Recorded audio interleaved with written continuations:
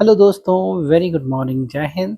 बड़े दिनों से ये वीडियो की रिक्वेस्ट थी मेरे पास कि सर ये कि ऐसा वीडियो बनाएं कि जिसमें हम जो कॉमन मिस्टेक्स करते हैं, particularly when you are writing stories, and उसमें हम ऐसी क्या गलतियां करते हैं जो हमें नहीं करनी चाहिए। तो मैंने बहुत सोच समझ के ये 5 पॉइंट्स आपके लिए लिखे हैं और मैं उनके बारे में आपसे चर्चा करूँगा कि ये 5 चीज़ें आप मत कीजिए और वो मेजर मिस्टेक्स वहीं हो रही हैं। हालाँकि आप कैसी स्टोरी लिखते हैं और आपकी स्टोरी से क्या संदर्भ निकलता है, ये तो विवेचना का विषय है। और बेसिकली मैं आपको कहूँगा कि आप स्टोरी लिख के और अच्छी स्टोरी लिख के अगर आप सोच रहे हैं कि मैं ये अच्छी स्टोरी लिख दी और अब मेरा अच्छा हो गया।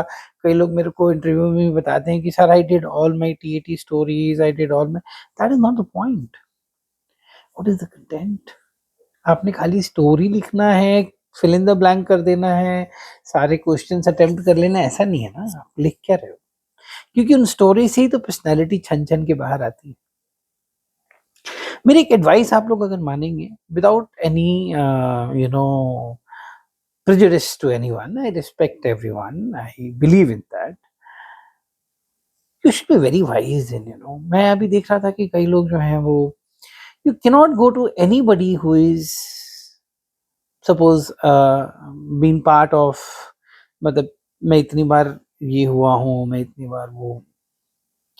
जो बंदा कॉन्फ्रेंस में नहीं बैठा है, उसको नहीं पता है एसएसपी क्या है। सिंपल सी बात है। उसको मार्क्स का ही कैलकुलेशन नहीं पता होगा। उसको नहीं पता होगा कि आईओ ने अगर कॉन्फ्रेंस में आपसे कुछ सवाल पूछे हैं, उन सवालों का क्या मतलब हो सकता है। ऐसे ही फालतू के सवाल नहीं पूछते हैं आईओ। खासकर अगर कॉन्फ्रेंस आईओ पूछ रहे हैं, यानी कि दूसरे कोई आईओ पूछ रहे हैं, हालांकि वो अलग ही होते हैं।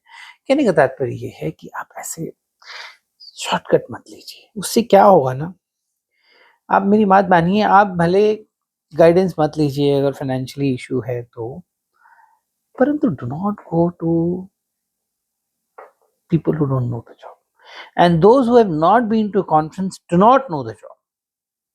मैं सर्विस में रहते हुए मुझे नहीं पता था कि कॉन्फ्रेंस में क्या होता है।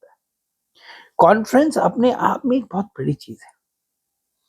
तो that only assessor can be telling you, and it is a huge thing.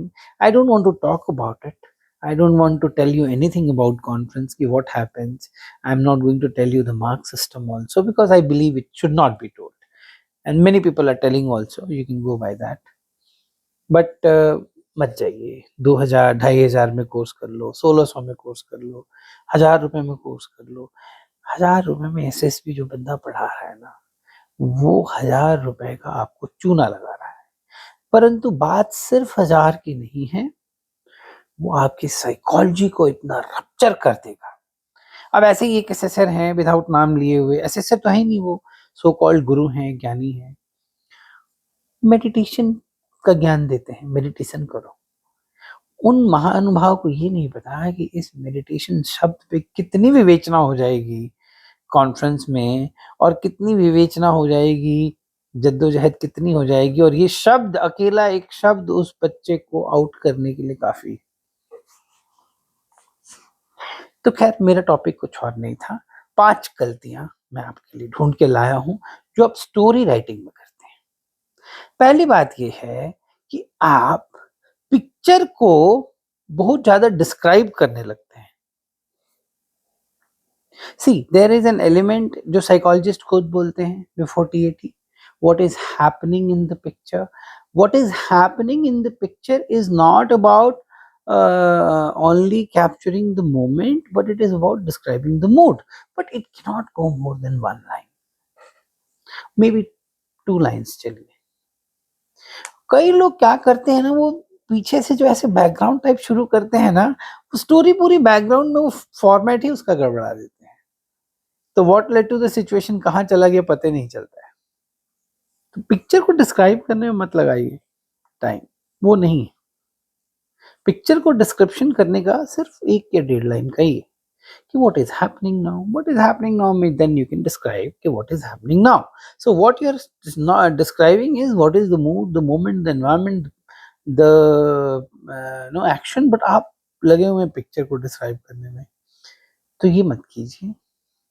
आप बहुत ज़्यादा डिस्क्रिप्शन अगर पिक्चर को लेंगे तो क्या होगा कि आपका पूरा जो है वो 13-14 लाइन का ही होता है, 15 लाइन का मैक्सिमम, वो 4-5 लाइन फालतू का वेस्ट हो जाएगा। आपको लगेगा बहुत अच्छा लिख के आ रहे हैं। तो description of the picture, right? Then second thing I want to tell you is कि जनरली कोई भी स्टोरी होगी ना, कोई भी, वो एक स्पेसिफिक इंसिडेंट के बारे में है। जैसे मान लीजिए आप पिक्चर में देख रहे हैं कि एक एक्सीडेंट हुआ है, तो ये स्टोरी जो है ये कंटिन्यूअस फेनोमेना नहीं है, ये एक पर्टिकुलर इंसिडेंट हुआ है जिसमें जो भी हीरो है उसने उस एक्सीडेंट को ऑब्जर्व किया और उसके बाद उसने कुछ ना कुछ उसके बाद उसने किया होगा, तो it is specific. The story has to be specific about that accident. It can't be a continuous process that you keep talking about how accidents are, creating a trouble and how we should be sensitive about helmets and this and you nahi. There is an accident that has happened. The hero happens to be there. So what does he do? It is about that. तो आप इसको हमेशा समझिए कि story is a specific element. Story is not about continuous form. देखिए present continuous tense में आप लिखे जा रहे हैं कि ये एक चौराहा था तो वहां पे बहुत लोग तेजी से गाड़ी चलाते थे, तो वहां बहुत भीड़ रहती थी, तो वहां एक्सीडेंट्स होते रहते थे, तो एक्सीडेंट्स को मचाने के लिए एक ट्रैफिक हवलदार आए नए, वो बहुत डायनेमिक थे, या जो एसीपी आए ट्रैफिक, और उन्होंने, स्टोरी उसके बारे में नहीं है। स्टोरी तो उस एक्सीडेंट के बारे में है जो उसमें दर्शाया गया है, यानी कि आपको अपनी स्टोरी को केंद्रित रखना है आपके पिक्चर पर ही, उस मोमेंट पर ही। आई एम हो आप समझ गए होंगे मेरी बात, आई एम श्योर।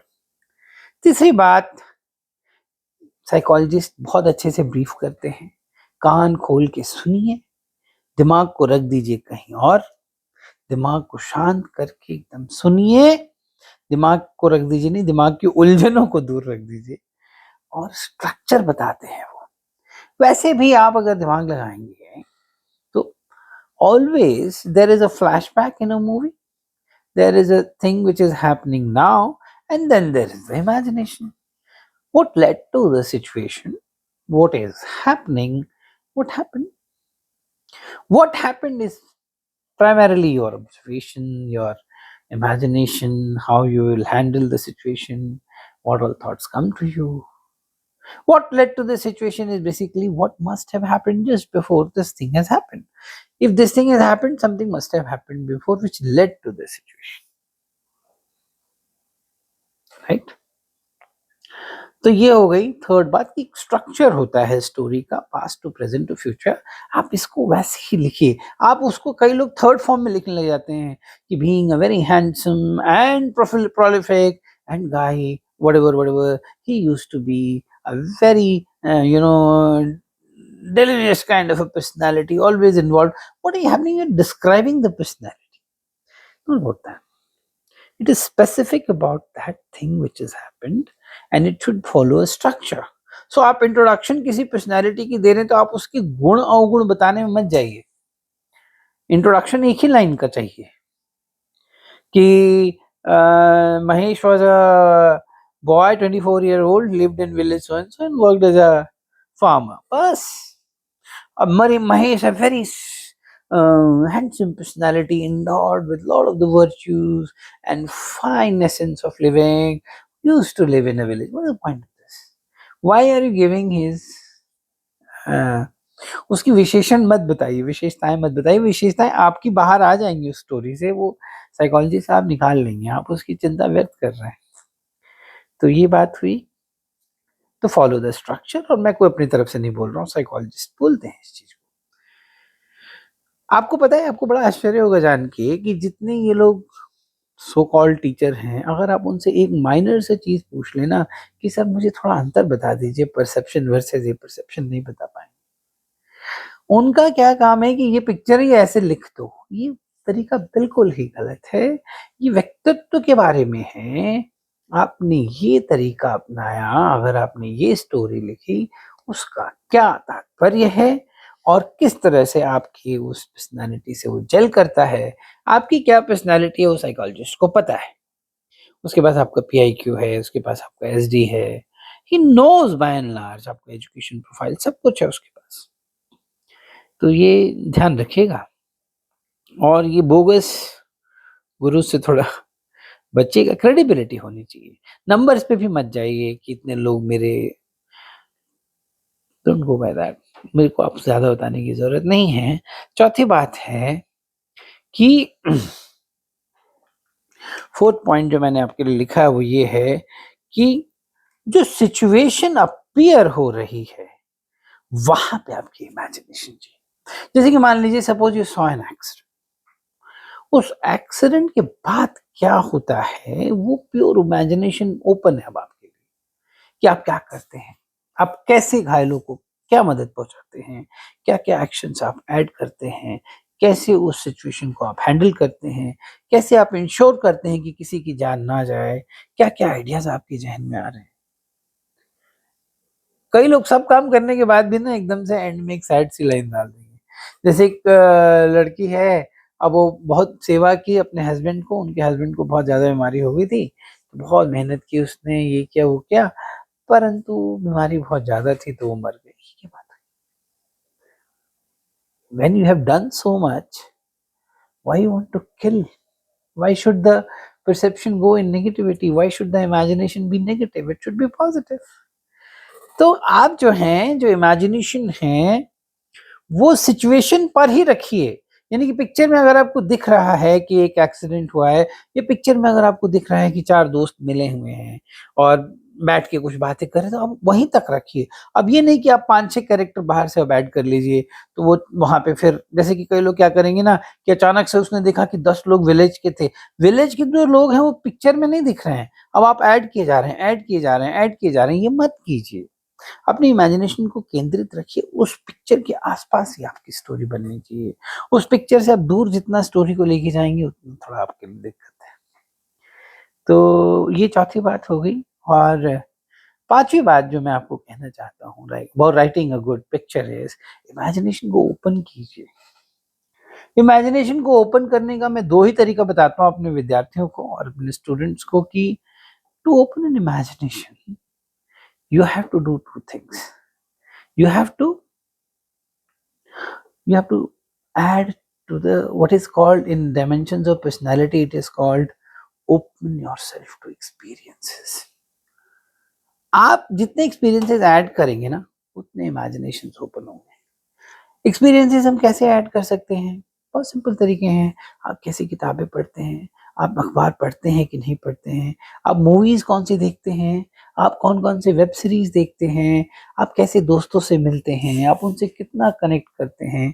आप राह चलते लोगों से कितना कनेक्ट कर पाते हैं?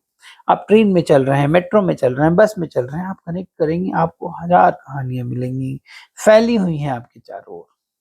एक्सपीरियंसेस को ओपन कीजिए, आपको ज़रूरत नहीं पड़ेगी, ये समस्या नहीं आएगी कि मेरे इमेजिनेशंस नहीं आ रहे कि अब मैं क्या करूँ?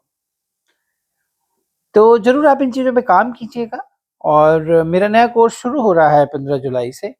आप ज़रूर इसमें आइए अगर आप तैयारी करना चाहते हैं।